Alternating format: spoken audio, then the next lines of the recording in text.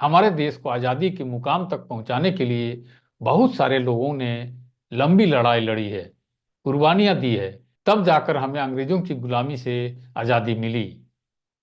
स्वतंत्रता संग्राम में आदिवासी सेनानियों का महत्वपूर्ण भूमिका रही है।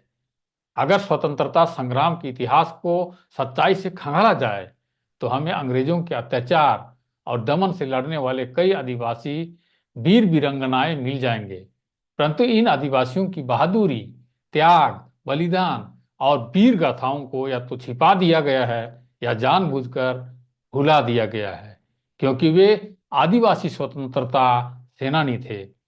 कुछ ऐसे ही आदिवासी वीर वीरांगनाओं की गौरवमयी वीर गाथा हम इस चैनल पर प्रस्तुत करने जा रहे हैं। आइए देखते हैं आदिवासी स्वतंत्रता सेनानियों का चौथा कड़ी। इसमें हम तिलका मांझी की वीर गाथा प्रस्तुत करने जा रहे हैं। तिलका मांझी को संथाल आदिवासियों का पहला आदिवासी नेता माना जाता है। तिलका मांझी का जन्म 11 फरवरी 1750 में सुल्तानगंज के तिलकपुर में एक संथाल परिवार में हुआ था। उनका वास्तविक नाम जबरा पहाड़िया था। तिलका मांझी तो अंग्रेजों का दिया हुआ नाम था। तिलका मांझी ने संथाल आदिवासियों का एक प्रशिक्षित सेना तैयार किया।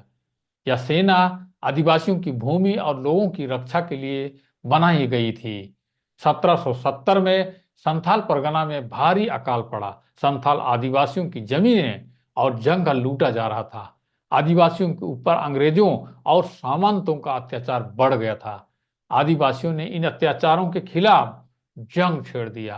राजमहल के मजिस्ट्रेट अगस्टस कालीलैंड की हत्या के बाद तिलका मांझी को आखिरकार उसी साल पकड़ लिया गया और एक घोड़े की पूंछ में बांधकर घसीटते हुए कलेक्टर निवास तक लाया गया। उसके बाद वहीं पर बरगद के एक पेड़ पर उनके शरीर को लटका दिया गया था।